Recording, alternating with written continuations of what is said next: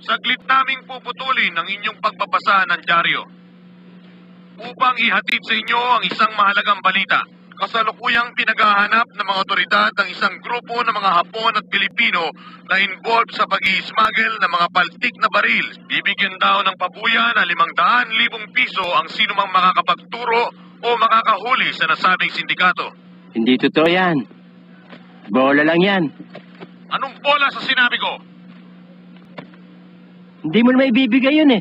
Laki-laki na eh. 500,000? Anong ka nasisira, ulo? Eh bakit pa marunong ka pa sa akin? Eh ako ang nagbabalita. Makasuntokin kita dyan eh. Sige nga, subukan mo. Ano? Nakita mo hinahanap mo? Kala mo hindi kita papatulan, ha? Sige nga! Haba ng papa mo! Oh! Aray!